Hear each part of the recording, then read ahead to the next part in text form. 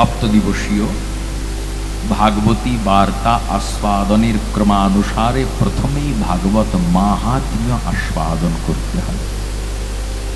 ভাগবত মাহাত্ম্যের মঙ্গলাচরণীয় শ্লোকটি আমরা আস্বাদন করলাম। এরপরে আসুন ভাগবত মাহাত্ম্যের দিকে দৃষ্টি নিবদ্ধ করি। ভাগবত মাহাত্ম্যের প্রথমেই একটি স্থানের উল্লেখ পাওয়া যায়। সেই স্থানটির নাম নৈমিষারণ্য। সেখানে হাজার হাজার ঋষি বসে আছেন। হাজার হাজার ঋষির প্রতিনিধিত্ব যিনি করছেন তার নাম সৌনক মুনি। সেখানে হঠাৎ একদিন লোমহর্ষণ নন্দন উগ্রশ্রবা সূত গোস্বামী পাদ পৌঁছে গেলেন। তাকে দেখবার সঙ্গে সঙ্গে সকলেই গাত্রোত্থান করলেন। সৌনক মুনি বিশেষ সম্মাননা জ্ঞাপন করলেন তাকে এবং কয়েকটি জিজ্ঞাসা করলেন, যে জিজ্ঞাসার মূল বিষয়বস্তু হচ্ছে, হে সূত গোস্বামী পাদ, আপনি যখন এসেইছেন তখন বলুন তো, যা পবিত্রকেও পবিত্র করে তা কি? যা প্রাপ্তিতে জগতের জীবের আত্যন্তিক মঙ্গল হতে পারে, আত্যন্তিক কল্যাণ হতে পারে, সেইটি কি? এবং শুধু তাই নয়, কলির জীব দিন দিন অসুর স্বভাব সম্পন্ন হয়ে উঠছে। জীবশ্চাসুরতাম গতঃ। এখন জীবকে এই অসুর স্বভাব থেকে মুক্তি কি দিতে পারে? আপনি কৃপাপূর্বক বলুন। শুধু তাই নয়, বৈষ্ণবগণ মায়া মোহকে কি করে নিরস্ত করেন? চিত্তের মধ্যে ভক্তি, জ্ঞান, বিবেক, বৈরাগ্য জাগান। হে সূত গোস্বামী পাদ, আপনি যখন এসেইছেন তখন কৃপাপূর্বক বলুন। সর্বপ্রথমে সূত গোস্বামী পাদ নিজ গুরুদেব শুকদেবের চরণ চিন্তন করে বলতে আরম্ভ করলেন। আর বলতে আরম্ভ করেই আমাদের প্রত্যেকের যে বর্তমান অবস্থা সেইটি বলে দিলেন। সেইটি কেমন? কালব্যালমুখগ্রাস ত্রাস নিরণাস হেতবে। কাল মানে সময়, কাল মানে সমন, কাল মানে মৃত্যু। সময়, সমন বা মৃত্যুরূপ কাল সর্প, বিরাট অজগর সাপ মুখ ব্যাদান করে বসে আছে, হাঁ করে বসে আছে। তার মুখের মাঝখানটিতে তার গ্রাস হয়ে, তার আহার্য হয়ে আমরা প্রত্যেকেই উপবেশন করে আছি। কাল রূপ অজগর সাপ কখন যে হাঁ করা মুখটি বন্ধ করে দেবে আমরা কেউ জানি না। সত্যি তাই, নিঃশ্বাস নৈব বিশ্বাস কদা রুদ্ধ ভবিষ্যতি। যে নিঃশ্বাসটি আমার বেরিয়ে গেল, ওইটা কিছুক্ষণ পরে প্রশ্বাস হয়ে ফিরে আসবে কিনা এর গ্যারেন্টিও নাই। অতএব এমতা অবস্থাতে সত্যিই তো মৃত্যুরূপ কাল সর্প হাঁ করে আছে, আর তার মুখের মাঝখানটিতে আমরা প্রত্যেকেই তার গ্রাস হয়ে আহার্য দ্রব্য হয়ে বসে আছি। ভাবুন তো, এইটি আমাদের প্রত্যেকের অবস্থা, এইটাই আমাদের পরিণত, এইটাই বর্তমান পরিস্থিতি।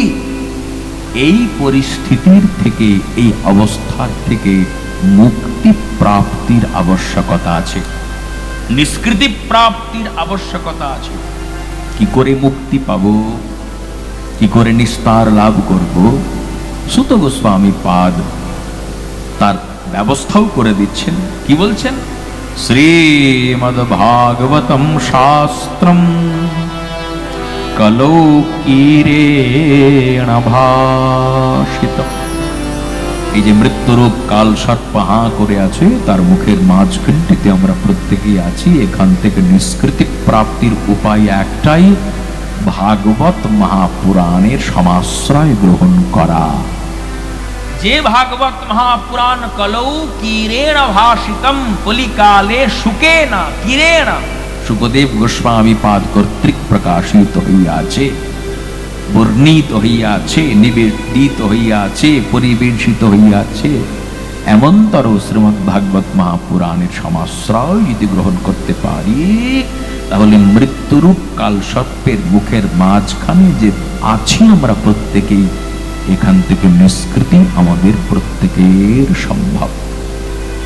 সুত গোস্বামী পাদ বলছেন, এই ভাগবত মহাপুরাণ আমার গুরুদেব শ্রীল শুকদেব পরীক্ষিত মহারাজ, যিনি পাণ্ডব বংশাবতাংশ ছিলেন এবং যার প্রতি সমীক ঋষির পুত্র শৃঙ্গীর অভিসম্পাত ছিল, যে সপ্তাহকালের শেষ দিনে বিষধর তক্ষক নাক দংশনে তিনি মারা যাবেন। এমনতর ব্রহ্মশাপাভিভূত পরীক্ষিত মহারাজের গঙ্গা তীরস্থ সভাতে আমার গুরুদেব শ্রীল শুকদেব গোস্বামী পাদ পৌঁছে গিয়েছিলেন এবং তাকে ভাগবতামৃত আস্বাদন করাচ্ছিলেন। এই খবর ইন্দ্রাদি দেবগণ পেলেন। সমুদ্র মন্থন জাত অমৃত কুম্ভ হাতে গ্রহণ করে ইন্দ্রাদি দেবগণ চলে এলেন ঠিক সেইখানে যেখানে আমার গুরুপাদ পদ্ম অর্থাৎ শুকদেব গোস্বামী পরীক্ষিত মহারাজকে ভাগবতামৃত দান করছেন। সেই শুকদেবকে ইন্দ্রাদি দেবগণ বলে বসলেন, হে শুকদেব, আপনার কাছে আছে ভাগবতামৃত, আর আমাদের হাতে আছে সমুদ্র মন্থন জাত অমৃত। আপনার শিষ্য পরীক্ষিত ব্রহ্মশাপাভিভূত তক্ষক আসবে, কামড়ে দেবে, মরে যাবে, চিন্তা করবেন না। আমাদের হাতের অমৃত আপনার চেলাকে এক ফোঁটা খাইয়ে দিন, সাপে কামড়ালেও মরবে না। অতএব আপনার শিষ্যকে যদি বাঁচাতে চান, আমাদের হাতের অমৃত আপনি রাখুন, আর আপনার কাছে আছে যে ভাগবতামৃত, সেইটি আমাদেরকে প্রদান করুন। সুত গোস্বামী পাদ বললেন, শুকদেবের মধ্যে দিয়ে এমন ভাবের প্রকাশ ঘটল যে ভাবটি হলো শ্রীমদ্ ভাগবত মহাপুরাণ মহামূল্যবান মরকত মণি আর সমুদ্র মন্থন জাত অমৃত সাধারণ কাচ, ক সুধা, ক কথা লোকে, কাচ কমণীর মহান। কোথায় সাধারণ কাচ আর কোথায় মহামূল্যবান বরকত, কোথায় সমুদ্র মন্থন জাত অমৃত আর কোথায় ভাগবতামৃত। জাগতিক অমৃত সেবন করলে স্বর্গলোক পাওয়া যায়, কিন্তু গীতা মুখে ভগবান কৃষ্ণ বলেছেন, ক্ষীণে পুণ্যে মর্তলোকম বিশন্তি। অতএব এর দ্বারাই প্রমাণিত হচ্ছে জাগতিক অমৃত প্রাপ্তি, সমুদ্র মন্থন জাত অমৃত প্রাপ্তিটি পুণ্যাপহম। স্বর্গে যাব, পুণ্য নষ্ট হবে, তাই পুণ্যাপহম। আর ভাগবতামৃত কলমশাপহম।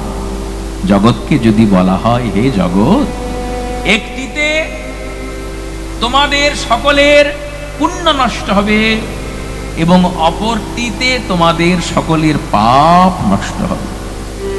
জগতের জীব যেটিতে পুণ্য নষ্ট হবে সেদিক পানে ছুটবে না, যেটিতে পাপ নষ্ট হবে সেদিক পানেই ছুটবে। সেইটি কলমশাপহম শ্রীমদ্ ভাগবতামৃতম। শুকদেব গোস্বামী পাদ দেববৃন্দকে ভাগবতামৃত দিলেন না। এতে কি ভাগবত মহাপুরাণের সর্বজনীনতার হানি ঘটল? আচার্য পাদগণ বলছেন না, শ্রীমদ্ ভাগবতের মহিমা বরঞ্চ আরো সমধিক পরিবর্ধিত হলো। কিভাবে না, বিনিময় করতে এসেছিলেন দেববৃন্দ হাতে অমৃত কুম্ভ নিয়ে, এটা নাও ওটা দাও, বিনিময়, এক্সচেঞ্জ, ব্যবসা। ব্যবসা বিনিময় ভাগবত মহাপুরাণ দিতে পারে না। এখানেই তার পরিচয়। হ্যাঁ, দেবতারা পেতেন যদি শ্রদ্ধালু হয়ে আপনাদের মতো সম্মুখ ভাগে বসতেন, বিনয়ী হয়ে আসতেন, দাও গো বলে আঁচল পাততেন, দেবতারা বঞ্চিত হতেন না, কিন্তু অহংকারী হয়ে এলেন, দাম্ভিক হয়ে এলেন, উদ্ধত হয়ে এলেন, তাই ভাগবতামৃতের থেকে বঞ্চিত হলেন। সুরানাম আপি দুর্লভা, দেবতা বর্গের কাছে এই ভাগবতামৃত দুর্লভ হয়ে গেল, কিন্তু আপনারা বসে বসে ভাগবতামৃত আস্বাদন করছেন, আপনাদের কাছে সুলভ হলো। তাহলে কারা বেশি শ্রেষ্ঠ? যারা ভাগবতামৃত থেকে বঞ্চিত হলেন দেববৃন্দ তারা, নাকি আপনারা যারা ভাগবতামৃত আস্বাদন করছেন এবং আরো 6 দিন ভাগবতামৃত আস্বাদন করতে চলেছেন আপনারা? এই বিচারে অবশ্যই আপনারাই ভাগ্যবান ভাগ্যবতী। তাই হে ভাগ্যবান ভাগ্যবতীগণ, মনোনিবেশ করুন শ্রী শ্রী ভাগবত মাহাত্ম্যের দিকে। সুত গোস্বামী পাদ বলছেন, দেবতারা ভাগবতামৃতে বঞ্চিত হয়ে সত্যলোকে চলে গেলেন। ব্রহ্মার কাছে সমস্ত বৃত্তান্ত খুলে বললেন, সত্যলোকে তুলাম বদ্ধ্বা তোলয়ন সাধনান্যজঃ। ব্রহ্মা বাবা সত্যলোকে বিরাট তুলা দণ্ড নিয়ে এলেন। সেই তুলা দণ্ডের একদিকের পাল্লাতে জগতে যত শাস্ত্র আছে সব থরে থরে সাজিয়ে রেখে দিলেন, আর উল্টো দিকের পাল্লাতে কেবলমাত্র 18,000 শ্লোক সমন্বিত এই ভাগবত গ্রন্থটিকে বসিয়ে।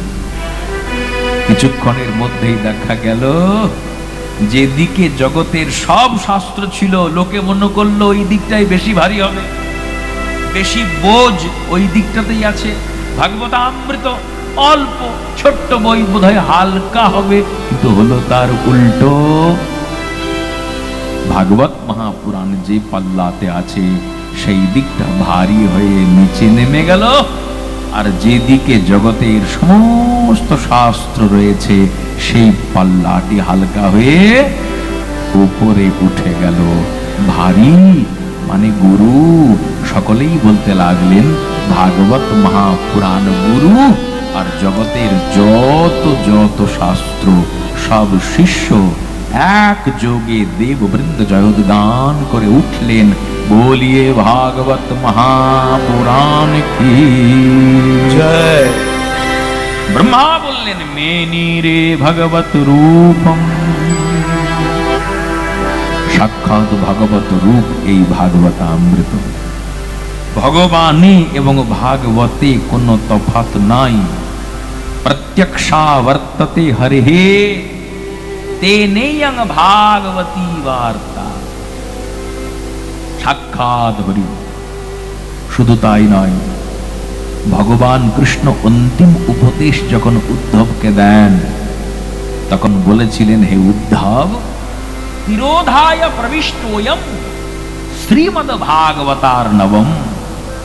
আমি তিরোহিত হয়ে ভাগবত রূপী অর্ণবে সাগরে প্রবেশ করব। ভগবানের কথা অভ্রান্ত, অতএব ভাগবত মহাপুরাণের মধ্যেই শ্রী শ্রী ভগবান ঢুকে বসে আছে। এমনটা হবে না ব্যাখ্যা যে ভাগবত পড়ে বা শুনে ভগবানকে পাবো, তাহলে ভাগবতকে সাধন ভাবা হলো আর ভগবানকে সাধ্য ভাবা হলো। ভাগবতের সঙ্গে ভগবানকে পৃথকীকরণ করা হলো, পৃথক করা হলো, এটা অপসিদ্ধান্ত। ভাগবতে সাধন তত্ত্ব সাধ্য তত্ত্ব মিলে মিশে একাকার হয়েছে। তাই প্রত্যক্ষ কৃষ্ণ এবহি, পরোক্ষ নয়, সাক্ষাৎ প্রত্যক্ষ কৃষ্ণ।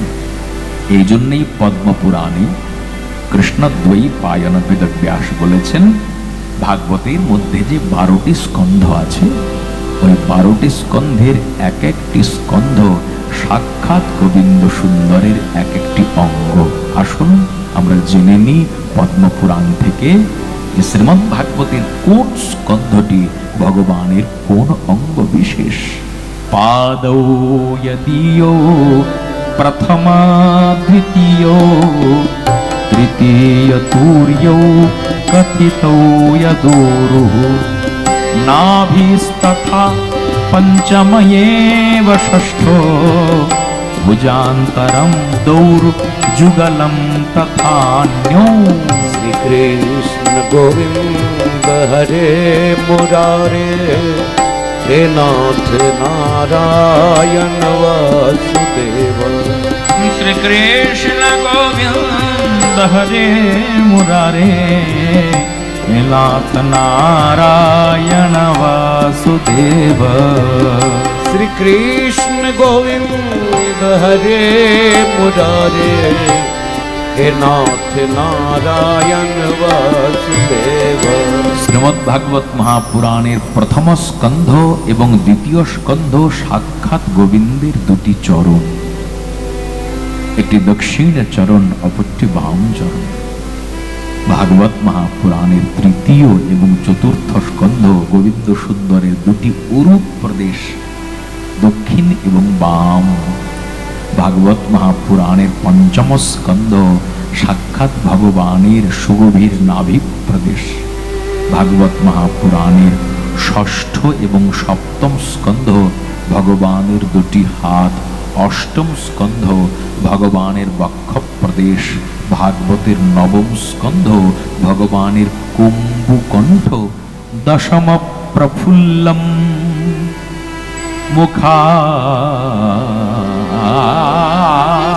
মুখারবিন্দম।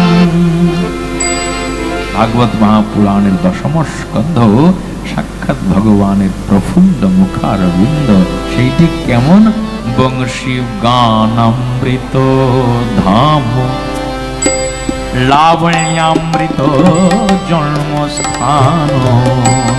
বংশী গানামৃত ধাম, লাবণ্যামৃত জন্মস্থান। বংশী গানামৃত ধাম, লাবণ্যামৃত জন্মস্থান। বংশী গানামৃত ধাম, লাবণ্যামৃত জন্মস্থান। যে না হেরে সে চাঁদ বয়ান, যে না হেরে সে চাঁদ বয়ান। সে নয়নে কিবা কাজ পড়ুক তারো মুন্ডে বাজো। সে নয়নে কিবা কাজ পড়ুক তার মুন্ডে বাজ। সে নয়ন রহে কি কারণ, সে নয়ন রহে কি কারণ। রহে কি কারণ, রহে কি কারণ। যে নাহেরে প্রভুর চাঁদ বদন, রহে কি কারণ। যে না হেরে প্রভুর চাঁদ বদন,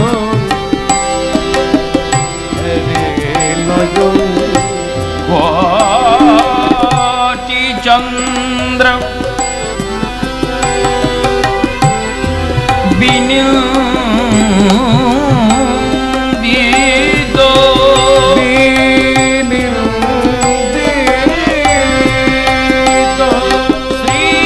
শ্রীকৃষ্ণের শ্রীচন্দ্র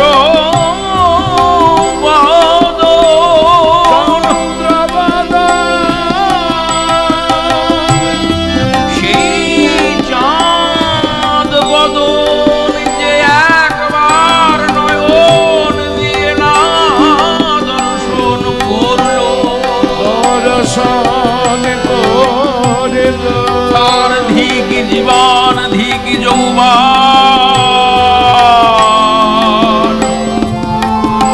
দেব বিদ্যায়োধ্যায়।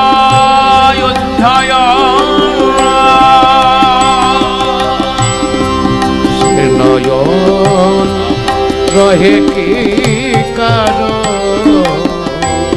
সে নয়ন রহে কি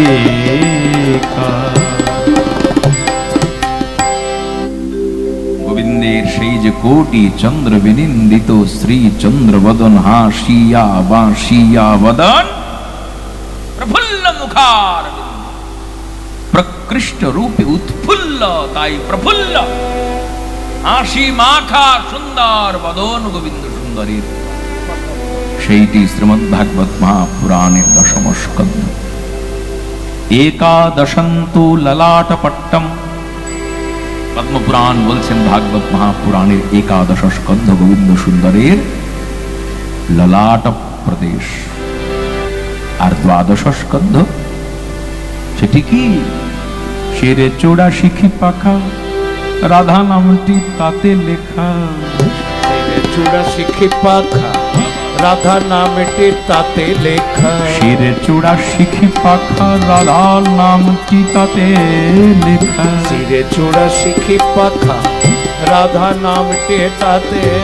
অঙ্গ বাঁকা ভঙ্গি বাঁকা, বাঁকা ভঙ্গি বাঁকা, অঙ্গ বাঁকা ভঙ্গি বাঁকা, অঙ্গ বাঁকা ভঙ্গি বাঁকা। বাঁকা নুপুর রাঙা পায়, বাঁকা নুপুর রাঙা পায়। দেখো বাঁকা নুপুর রাঙা পায়, বাঁকা নুপুর রাঙা পায়। দেখো সুরধ্বনি তীরে লোকে হরি বলে নেচে যায়। সুরধুনি তীরে লোকে হরি বলে নেচে যায়। দেখো সুরধ্বনি তীরে লোকে হরি বলে নেচে যায়।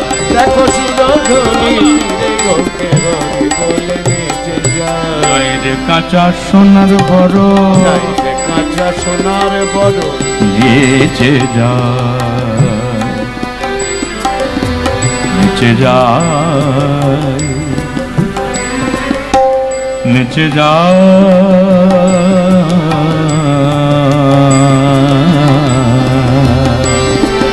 নেচে যায়। মাগো একবার দুটো হাত তুলুন তো উপরের দিকে, উলুধ্বনি করুন জোরে মহাপ্রভুর নামে। গোরা নাটনা,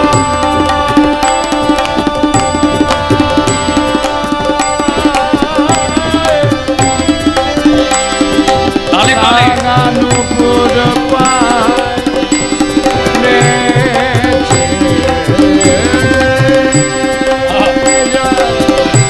নেচে যায়। নেচে যায়। দেখুন দেখুন, দেখে জীবন ধন্য করুন। মধুর মধুর মধুর বাজে পায় নেচে যায় গোরা রায় নেচে যাই রে কাঁচা সোনার বড়, যায় রে কাঁচা সোনার বড়, যাই রে কাঁচা সোনার বড়, যায় রে কাঁচা সোনার বড়। চাঁদের কিরণ মাখা গায়। চাঁদের কিরণ মাথা দেখো গায়, চাঁদের কিরণ মাখা গায়। চাঁদের কিরণ মাথা গায়। সুরধুনি তীরে ওকে হরি বলে নেচে যায়। সুরধুনি তীরে ওকে হরি বলে নেচে যায়।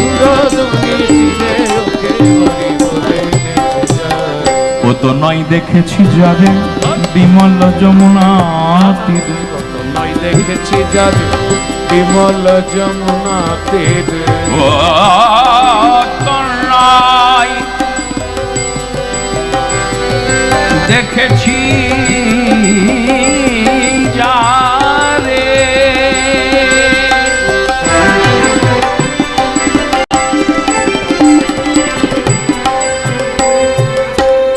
ও তো নয় দেখেছি যারে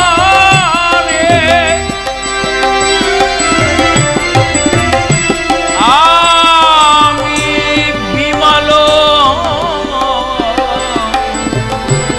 যমুনা তীরে। যমুনা যমুনা যমুনা প্রেম অন্তর দিয়ে যমুনাতে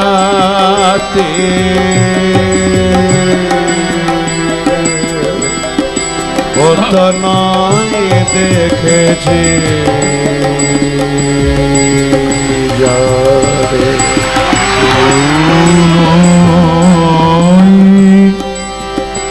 দেখেছি যা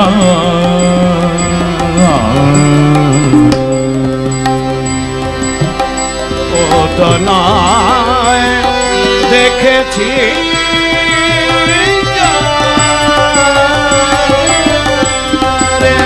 ও তো নয় দেখেছি যারে বিমল যমুনা ও তো নয় দেখেছি যারে বিমল যমুনা তীরে রাধা বলে বাজাতো বাঁশি রাধা বলে বাজাতো বাঁশি রাধা বলে বাজাতো বাঁশি রাধা বলে বাজাতো বাঁশি আর মজাই তো গোপিকা কি করতো আর আরে মজাই তো গোপিকা মজাই তো গোপিকা মজাই তো গোপিকা সুরধ্বনি তীরে ওকে হরি বলে নেচে যা রাধানি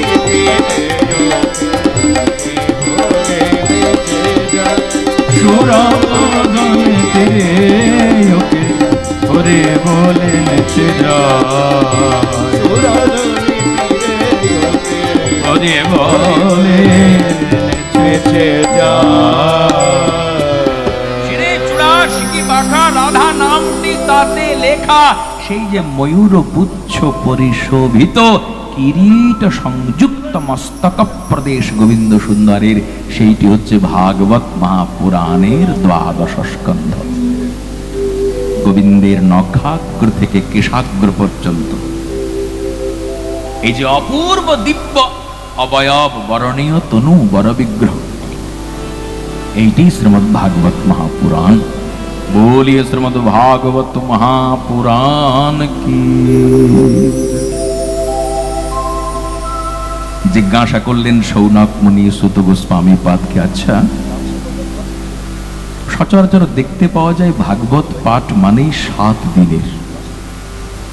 এই 7 দিন ভাগবত মহাপুরাণ শ্রবণ পরম্পরাটি কবে থেকে প্রচলিত হলো, কারা প্রবর্তন করলেন যদি একটু কৃপাপূর্বক বলেন।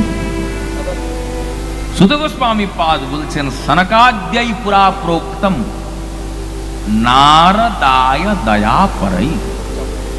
সনক সনন্দন সনাতন এবং সনত কুমার দেবর্ষি নারদের প্রতি দয়া পরবশ হয়ে জগজ্জীবকে উদ্ধার করবার মানসে এই 7 দিবসীয় ভাগবতী বার্তা প্রবচনের বা অধিবেশনের প্রবর্তন করলেন।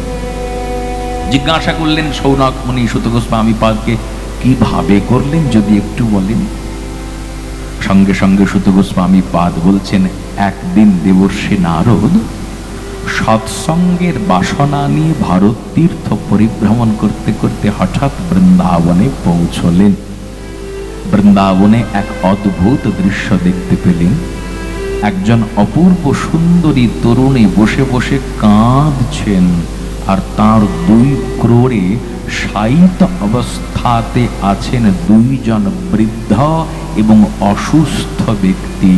তাদের প্রতি সেই সুন্দরী তরুণী পুত্রবৎ ব্যবহার করছেন। অবাক হলেন তিনি এই ভেবে যে মা সুন্দরী তরুণী আর 2 পুত্র বৃদ্ধ বয়স্ক অসুস্থ, এটা হয় কিভাবে।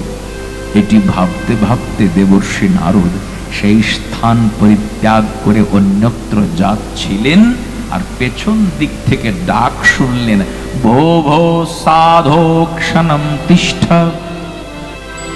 মচ্চিন্তামপি নাশায়। পেছন ফিরে চাইলেন, সেই সুন্দরী তরুণীর কাছে গেলেন, জিজ্ঞাসা করলেন, মা গো তুমি কে? তোমার কোলে 2 জন অসুস্থ ঘুমন্ত অবস্থাতে আছে, তারাই বা কে? সেই সুন্দরী তরুণী আত্মপরিচয় দিচ্ছেন এবং বলছেন, অহং ভক্তির দীক্ষাতা দ্বাবে মোতনয়ৌ মতৌ জ্ঞান বৈরাগ্য নামানো কাল কাল যোগেন জর্জরৌ। আমি ভক্তি মহারানী, আর আমার দুই পুত্র জ্ঞান বৈরাগ্য অসুস্থ হয়ে শুয়ে আছে আমার কোলে। তার কারণ কলিকাল এমন দুর্দান্ত যে এই দুর্দান্ত কলিকালে কেউ জ্ঞান চর্চা করে না, কেউ বৈরাগ্যের চর্চা করে না। তাই যেহেতু চর্চা হয় না, এই কারণেই কাল যুগ প্রভাবে জর্জরিত হয়ে আমার দুই পুত্র জ্ঞান বৈরাগ্য অসুস্থ হয়ে পড়েছে। আমি তাদের সেবা পরিচর্যা করে তাদেরকে জাগাতে চাইছি, কিন্তু কোনো ক্রমেই আমার দুই পুত্রকে জাগাতে পারছি না। হে দেবর্ষি নারদ, জয়তি জগৎ মায়া यस्य कायाधवस्ते,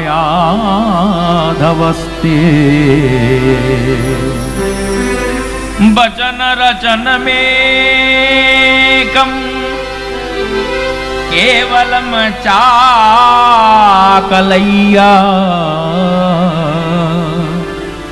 ध्रुव पदमपि यातो यत्कृपातो ध्रुवोऽयम्, सकल कुशल पात्रम ब्रह्मपुत्रम नतास्मि। দেবর্ষি নারদ, আপনার কৃপাতেই মাত্র 5 বৎসর বয়সে ধ্রুব পদ পেয়েছিলেন।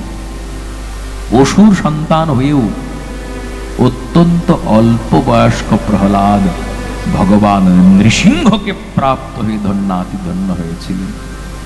আপনি সকল কুশল পাত্রম, সর্বপ্রকার কুশলতা আপনার মধ্যে বিরাজমান।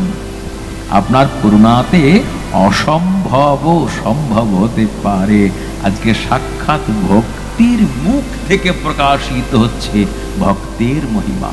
আহ, মহাপ্রভু সাক্ষাৎ ভগবান নিজে বলেছেন, আমা হইতে আমা ভক্তের পূজা বড়, ইহা প্রভু বেদে ভাগবতে কইলা ধর, মদভক্ত পূজাভ্যধিকা। এইটি যেন উদ্ঘোষিত হচ্ছে আজকে ভক্তি মহারানীর মুখারবিন্দে। দেবর্ষি নারদের জয়গান তিনি করছেন। দেবর্ষি নারদ বলছেন, মা গো, সহ কৃষ্ণ ক্বাপি নো গতঃ, কৃষ্ণ কোথাও যায়নি। আপনি ভাববেন না যে কৃষ্ণ স্বধামে প্রস্থান করেছেন বলে তিনি এখন বৃন্দাবনে বা সর্বত্র নাই, তা হতে পারে না মা।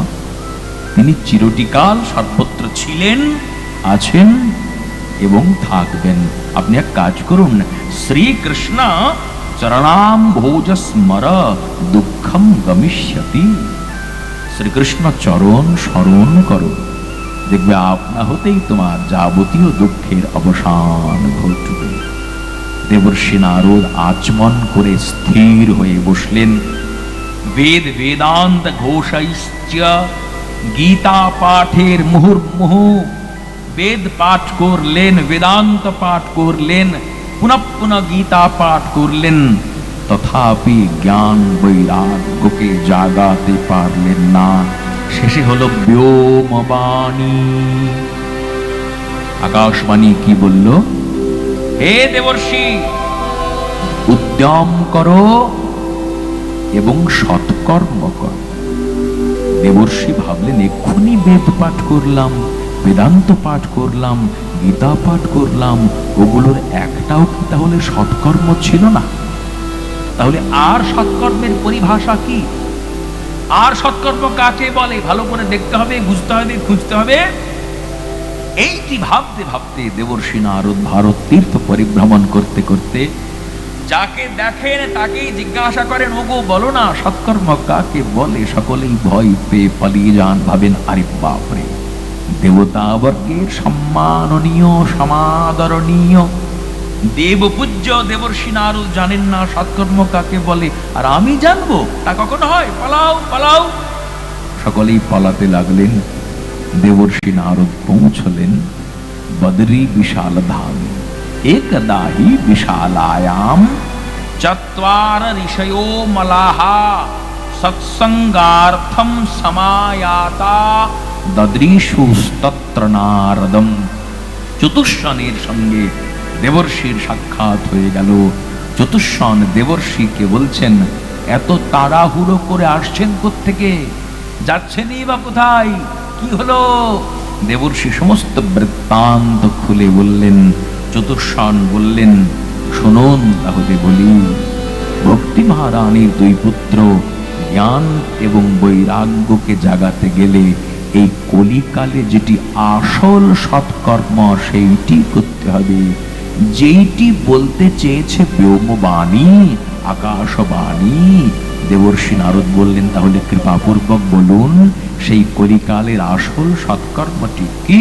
কুমারা উচু সৎকর্ম সূচকো নূনম জ্ঞানযজ্ঞঃ স্মৃতো বুধৈ শ্রীমদ্ভাগবতালাপ সতু গীতম শুকাদিভিঃ।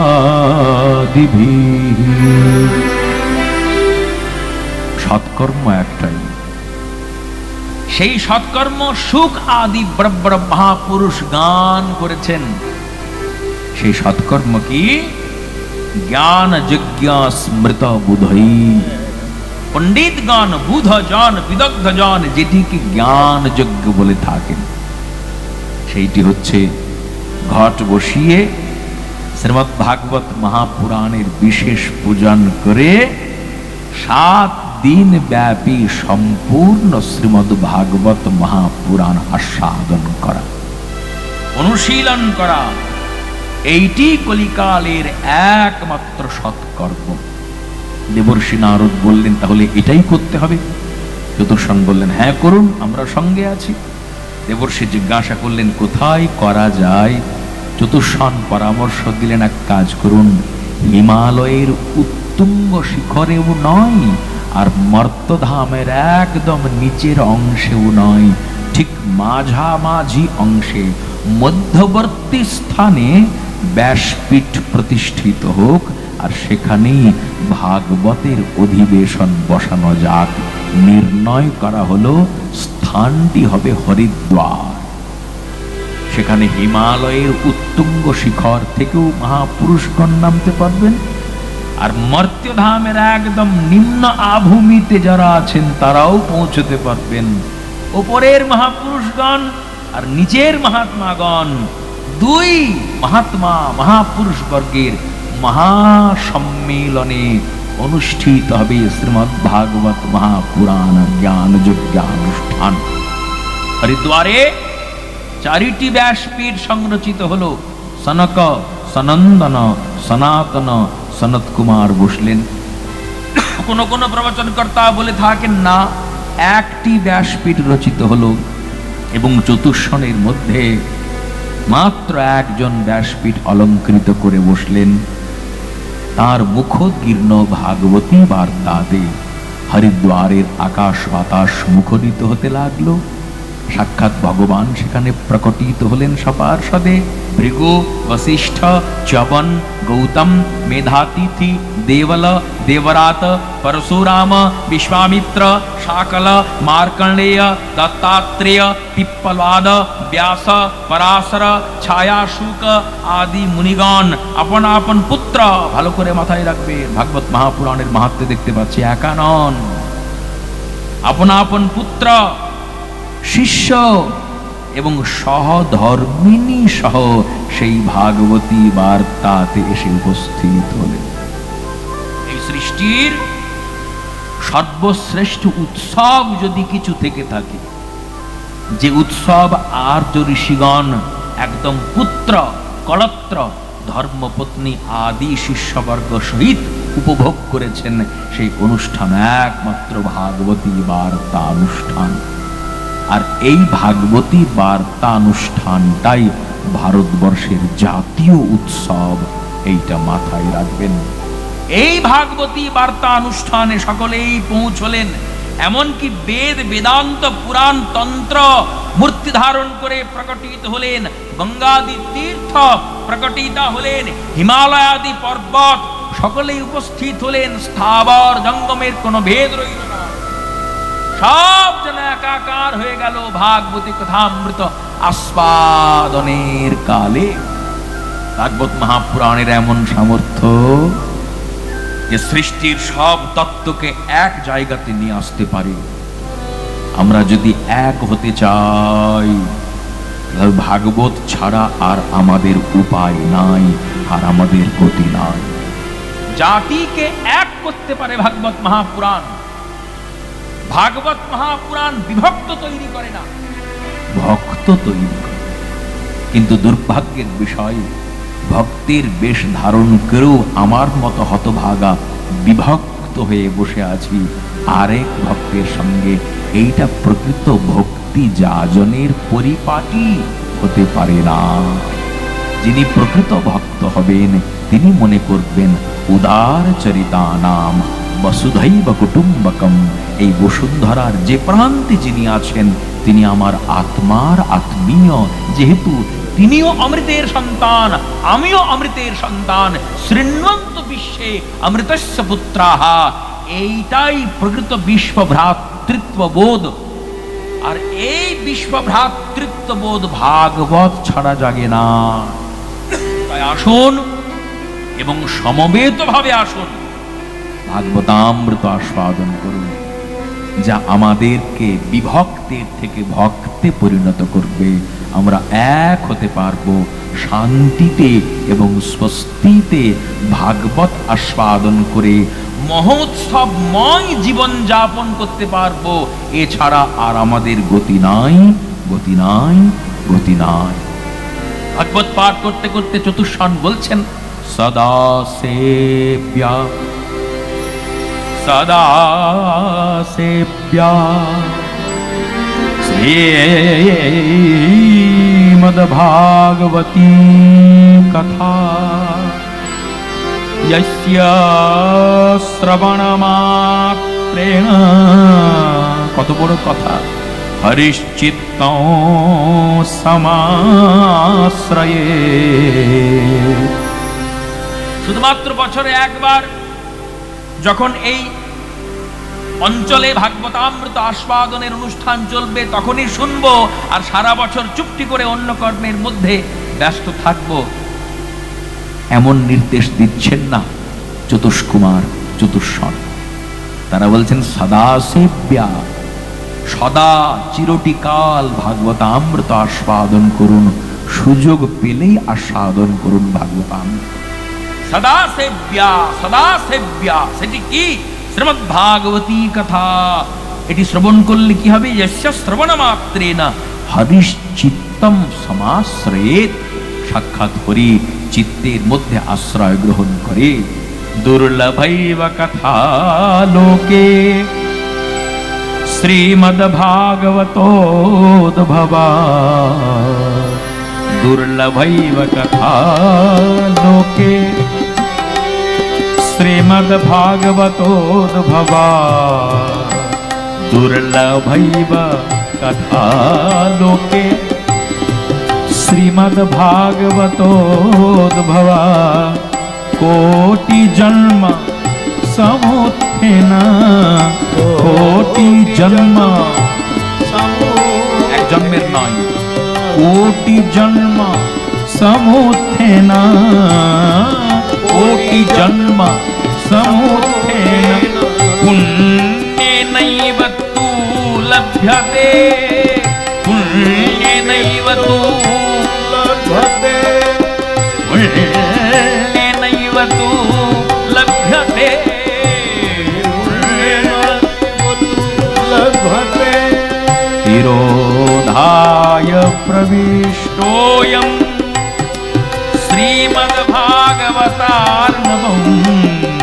তিরোধায় প্রবিষ্টোऽয়ম শ্রীমদ্ভাগবতার্ণবম। तेनेयं वाङ्मयी मूर्ति प्रत्यक्षा वर्तते हरे। तेनेयं वाङ्मयी मूर्ति प्रत्यक्षा वर्तते हरे। आश्चर्य भावे সেই স্থানে ভক্তি মহারানী এবং তার পুত্রদ্বয় জ্ঞান বৈরাগ্য নৃত্যরত অবস্থায় উপস্থিত হলে ভক্তি সুতৌ তৌ তরুণৌ গৃহীত্বা प्रेमैकरूपा सहसा विरासी श्रीकृष्ण गोविंद हरे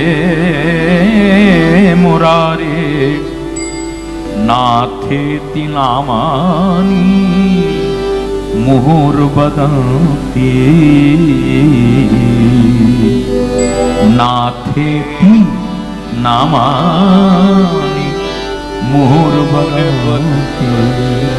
ছোট গোস্বামী পাদ বলছেন সেই সময় ভক্তবর্গের মনে অলৌকিক ভক্তির প্রাদুর্ভাব দেখে ভগবান গোবিন্দ সুন্দর প্রকটীভূত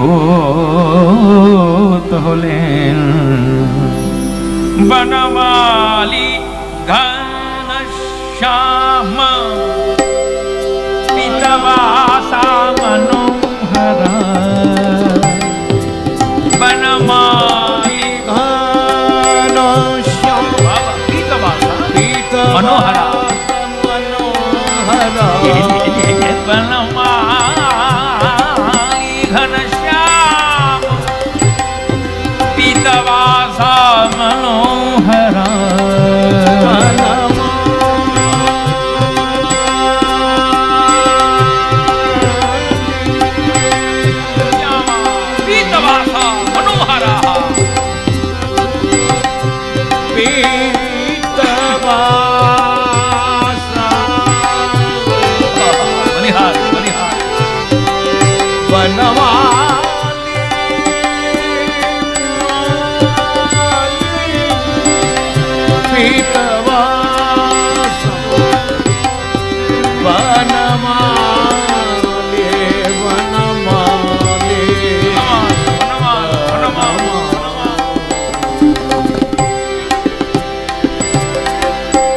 वनमाली घनश्याम पीतवासा मनोहर वनमाले घनश्याम पीतवास मनोहरा कांची कलापरुचिरो लसन मुकुट कुंडल कांची कलाप नूपुरो लसन मुकुट कुंडल त्रिभंग ललिता चारु कौस्तुभेन विराजिता त्रिभंग ललिताश्चारु कौस्तुभेन विराजित कोटि मनमथ लावण्यो कोटि मनमथ कोटि मनमथ लावण्यो कोटि मनमथ लावण्यो जोड़ी गोपीर मन राधे मन माधे मन माधे नाम धने मदन मोहन पंच शरदत्व जिनि पंच शरदार देखो रास करें लइया देखो रास करें लइया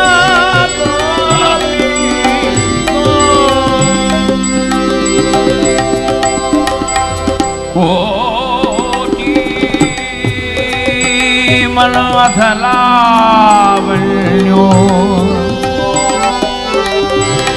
हरिश्चंदन चर्चितः हरिश्चंदन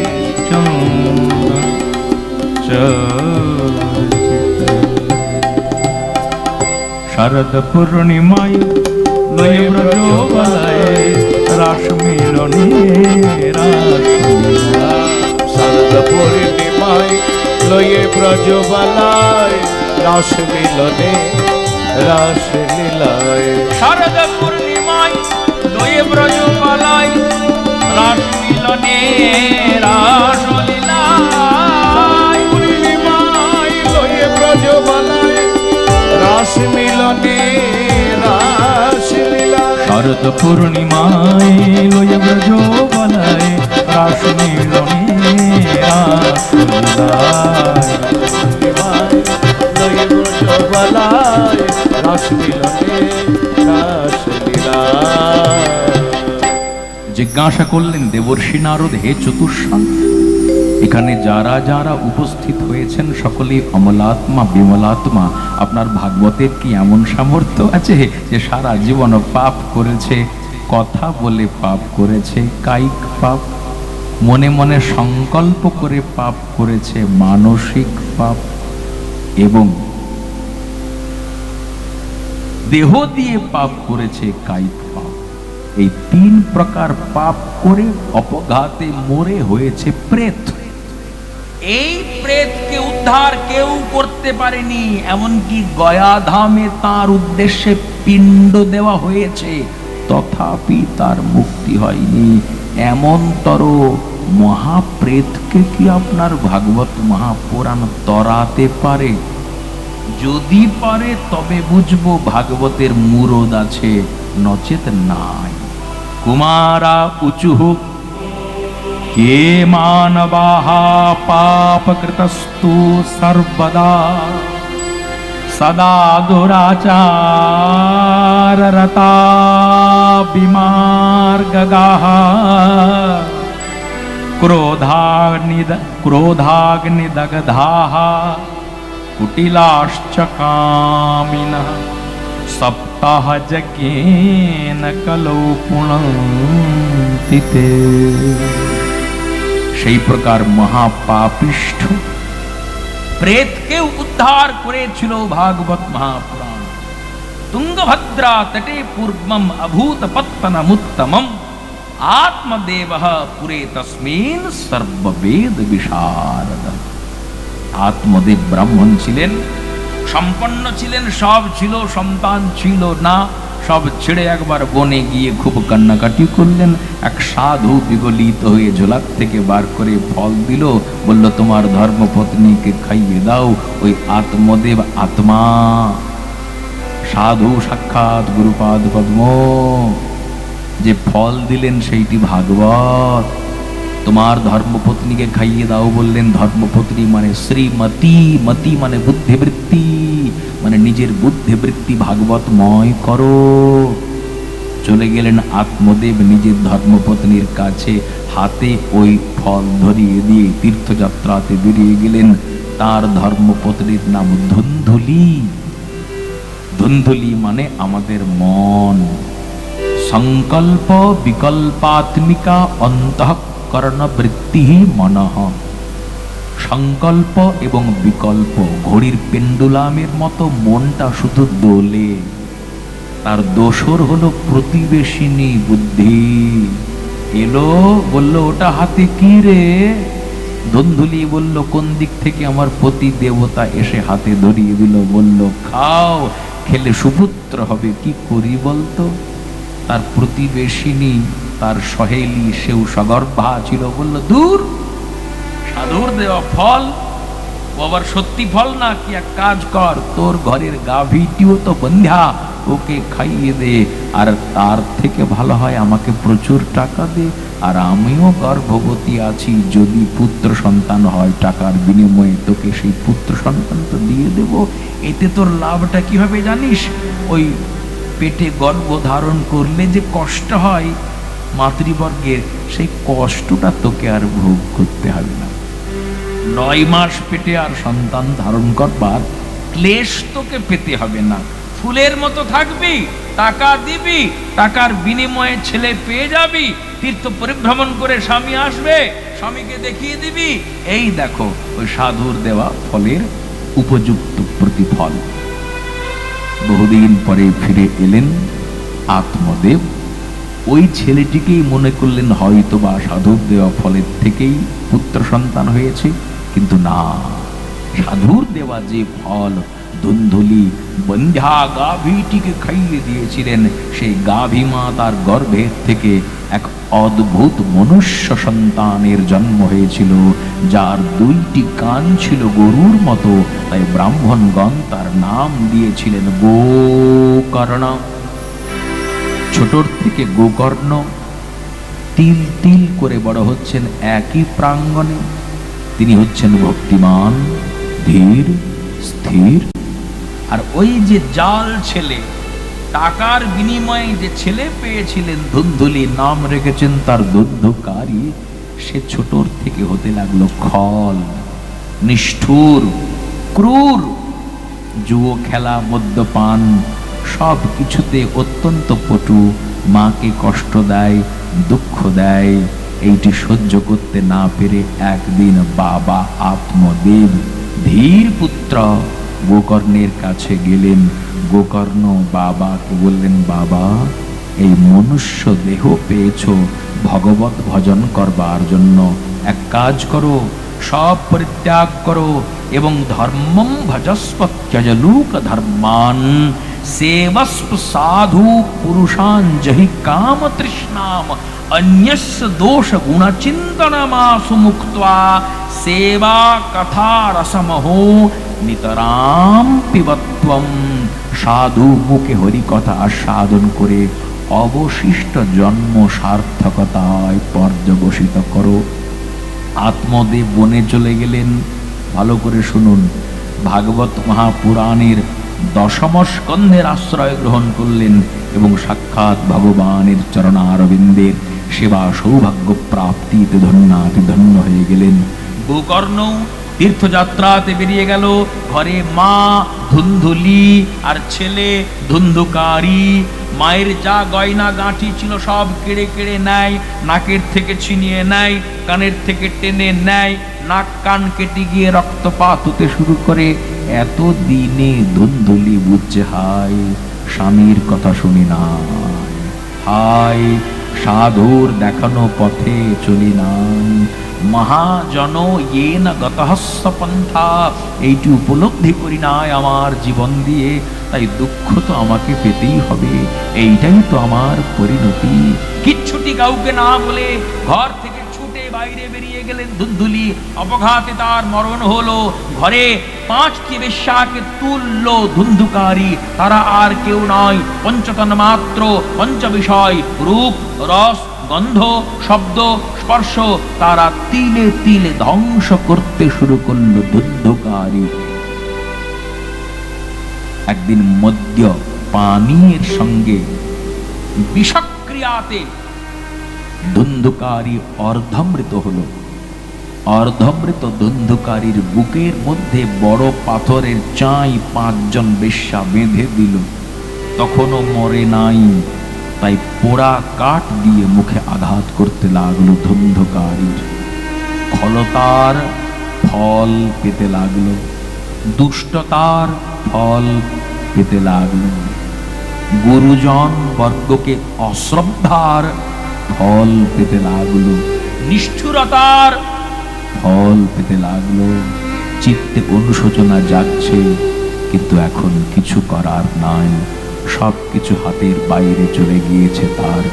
তার দেহটিকে ওই পাথর সহ 5 জন ঠেলতে ঠেলতে একটা সুগভীর কূপের কাছে নিয়ে গেল, আর শেষে ঠেলা দিয়ে কূপের মধ্যে দিল ফেলে।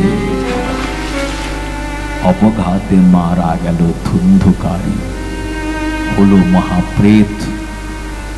প্রেত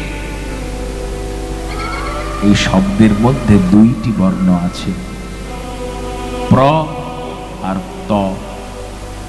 প্র শব্দের অর্থ প্রাণ, এর অর্থ কি? প্রাণ নাই, প্রাণ শেষ মানে মৃত। তো অথচ ইচ্ছার অবসান ঘটে নাই। এই যে অবস্থাটি, দশাটি, এর নাম প্রেত দশা। ধুন্ধুকারী আছে প্রেত দশাতে, আর গোকর্ণ তিনি যে দশাতে আছেন তার নাম মুক্ত দশা বা জীবন মুক্ত দশা। সেইটি কি? প্রাণ প্রচুর, অথচ এক বিন্দু ইচ্ছা নাই। না আছে পুত্রেষ্ণা, না আছে বিত্তেষ্ণা, না আছে অর্থেষ্ণা, কোন প্রকার এষণা ইচ্ছা নাই যার প্রাণে। এমনতর মহাপুরুষ গোকর্ণ তিনি আছেন জীবন মুক্ত দশাতে, আর ধুন্ধুকারী আছেন প্রেত দশাতে। ভারত তীর্থ পরিভ্রমণ করতে করতে একদিন গোকর্ণ সেই প্রাঙ্গণে এলেন যে প্রাঙ্গণে তার গাভী মাতা তার জন্ম দিয়েছেন। চুপটি করে বসে আছেন। বুঝে গেলেন এখানে কোনো প্রেত আছে। প্রেত কাতর স্বরে মহাপুরুষ গোকর্ণকে পেয়ে উদ্ধারের ইচ্ছা প্রকাশ করতে লাগলেন।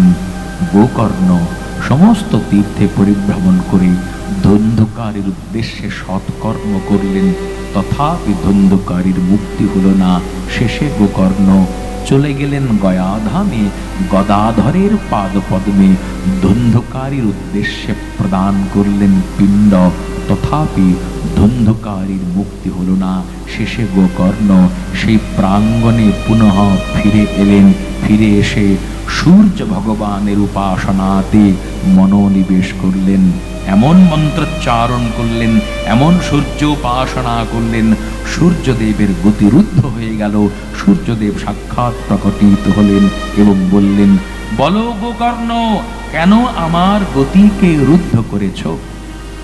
গোকর্ণ বললেন, হে অর্ক ভগবান, আপনি আদি জ্ঞাতা, আপনি বলুন ধুন্ধুকারীর মহামুক্তি কি করে হতে পারে? তখন সূর্য ভগবান বললেন, শ্রীমদ ভাগবতান মুক্তি সপ্তাহ বাচনম কুরু। একমাত্র ভাগবত মহাপুরাণ সপ্ত দিবসীয় পাঠে ধুন্ধুকারীর মুক্তি হতে পারে। মাসটি ছিল আষাঢ় মাস। সুন্দরভাবে অঙ্গন গোময় দিয়ে পরিষ্কার পরিচ্ছন্ন করে, উপরে চন্দ্রাতপ টাঙিয়ে দিয়ে, চতুষ্পার্শ্বে কদলী বৃক্ষ সংস্থাপন করে, আম্রপল্লবে স্থানটি সুসজ্জিত করে, দ্বার ঘট আদি প্রতিষ্ঠা করে ভাগবত মহাপুরাণের বিশেষ পূজার্চনা করলেন গোকর্ণ স্বয়ং। করে ব্যাসপীঠ আলো করে বসলেন, ভাগবত পাঠ করতে লাগলেন। সম্মুখে সপ্তগ্রন্থি যুক্ত একটি বংশদণ্ড রেখে দেওয়া হলো। ওই বাঁশের ভেতরে আশ্রয় গ্রহণ করলেন ধুন্ধুকারী। ধুন্ধুকারীর মনের ভাব, আমি কোনো কিছুতেই উদ্ধার প্রাপ্ত হলাম না, এখনো ভাগবত শ্রবণ ছাড়া আর আমার অন্য কোনো গতি নাই। এই যে ভাব, এই ভাবটিকে বলা হয় কার্পণ্য। এই কার্পণ্য শরণাগতির 6টি লক্ষণের একটি বিশেষ লক্ষণ। আনুকূল্যস্য সংকল্প, প্রাতিকূল্য বিবর্জনম, রক্ষিষ্যতি ইতি বিশ্বাস, গোপ্তৃত্বে বর্ণং তথা আত্মনিক্ষেপ কার্পণ্যে ষড়বিধা শরণাগতি। এখানে কার্পণ্য মানে কৃপণতা নয়, ভগবান ছাড়া আর আমার অন্য কোনো গতি নাই, এই ভাব, তার নাম কার্পণ্য। এই ভাব জাগলো ধুন্ধুকারীর প্রাণে। স্থির হয়ে শ্রবণ করতে লাগলেন। গোকর্ণ মুখ বিগলিত ভাগবতী বার্তা। প্রথম দিনের পাঠ শেষ হলো, বংশদণ্ডের প্রথম গ্রন্থি ফেটে গেল। দ্বিতীয় দিনের পাঠ বিশ্রাম গ্রহণ করলে দ্বিতীয় গ্রন্থি ফেটে গেল। তৃতীয় দিনের পাঠ বিশ্রাম গ্রহণ করলে তৃতীয় গ্রন্থি ফেটে গেল। এই ক্রমে চতুর্থ, পঞ্চম, ষষ্ঠ অন্তিম অর্থাৎ সপ্তম গ্রন্থি ফেটে গেল। যেই সপ্তম গ্রন্থি ফেটে গেল, দিব্য দেহ ধারণ করে ধুন্ধুকারী ব্যাসপীঠের সম্মুখ ভাগে প্রকটিত। গোকর্ণই চিনতে পারছেন না, এত ফর্সা তুমি কে? ধুন্ধুকারী বলছে, ও কালো ছিলাম তো এখন ফর্সা হয়ে পড়েছি, কি করে হলে? আগে বলো তুমি কে? চিনতে পারছো না? আমি তো সেই তোমার ভাই ধুন্ধুকারী। হ্যাঁ, এত ফর্সা? হ্যাঁ, 7 দিন শ্রবণ করে অন্তরেও কালো বাইরেও কালো, আমি হয়ে গেলাম আলো ফর্সা। কার প্রভাবে জানো? কার কল্যাণে জানো? জিজ্ঞাসা করছেন গোকর্ণ, কার প্রভাবে? তুমি নিজেই বলো। যে জীবনে কোনোদিন কৃষ্ণ বিষ্ণু বলেনি, বৈষ্ণবদেরকে দেখলে ঠাট্টা তামাশা করত, বৈষ্ণব নিন্দা না করে জলগ্রহণ করত না, এমন ধুন্ধুকারীর মুখে আজকে ভাগবতের মহিমা প্রকাশিত হচ্ছে। সেই ধুন্ধুকারী বলছেন, ধন্যা ভাগবতী বার্তা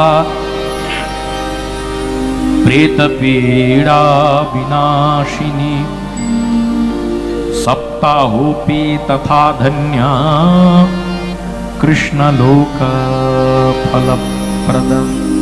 ভাগবতী বার্তা ধন্য কেন না, আমাকে উদ্ধার করবার জন্য গোকর্ণ তীর্থে তীর্থে গিয়ে আমার জন্য পুণ্য কর্ম করেছিল, আমার উদ্ধার হয় নাই। গয়াতে গিয়ে গদাধরের পাদপদ্মে পিণ্ড দান করেছিল, আমার মুক্তি হয় নাই। তাহলে কোন কর্মানুষ্ঠান আমাকে উদ্ধার করতে পারেনি। এই প্রেত দশার থেকে, এই প্রেত পীড়ার বিনাশ সাধন হলো একমাত্র ভাগবতী বার্তা শ্রবণ করে। তাই যার নুন খেয়েছি তারই তো গুণ গাইব। ধন্যা ভাগবতী বার্তা প্রেত পীড়া বিনাশিনী সপ্তাহোপি তথা ধন্যা কৃষ্ণ লোক ফলপ্রদ। সপ্তাহকালীন ভাগবতামৃত আস্বাদন যদি করেন, তাহলে এই আস্বাদন আপনাদেরকে সাক্ষাৎ কৃষ্ণচরণ কমলের সেবা সৌভাগ্য পাইয়ে দিতে পারে। ভগবানের ধাম থেকে ভগবানের দূতগণ বিমান নিয়ে চলে এলেন। বিমান একটি বিশেষ দশা, বিগত হইয়াছে মান, তার নাম বিমান। যখন জীবনে আর কোনো অভিমান বাকি থাকে না, সব গোবিন্দায় নম বলে গোবিন্দের চরণে সমর্পিত হয়, সাধকের সেই যে অন্তিম দশা, সেই দশার নাম বিমান। বিমানে চড়বেন ধুন্ধুকারী। সঙ্গে সঙ্গে গোকর্ণ বিষ্ণু দূত বর্গের উদ্দেশ্যে বললেন, হে বিষ্ণু দূত বর্গ, আপনাদের কর্মে নিরপেক্ষতার অভাব কেন? একা ধুন্ধুকারী শোনে নাই, সব শ্রোতা সাধারণ শুনেছে, তাহলে এনার জন্য বিমান এলো, বাকি শ্রোতাগণ কি দোষ করলেন? বিষ্ণু দূতগণ বললেন, শ্রবণস্য বিভেদেনা ফলভেদোত্র জায়তে শ্রবণং তু কৃতং সর্বৈনা তথা মননম কৃতম। শ্রবণের বিভেদে ফলের ভেদ হয়। এখানে সকলেই শুনেছে বটে, কিন্তু কি শুনছে? এইটি শুনতে শুনতে মনন করে নাই। মনন মন ছাড়া হয় না।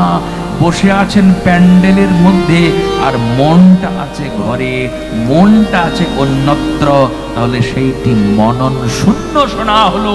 মনন শূন্য শোনা আপনাকে ফল প্রদান করবে না। মনন যুক্ত শোনা চাই, সেই শোনাটি শোনা হয়ে আপনার জীবনে ফলীভূত হবে। সেই মনন যুক্ত শ্রবণ করেছে একমাত্র ধুন্ধুকারী, তাই তার জন্য এই বিমান এলো। ধুন্ধুকারী বিমানে চড়ে ভগবত ধাম প্রাপ্ত হলেন।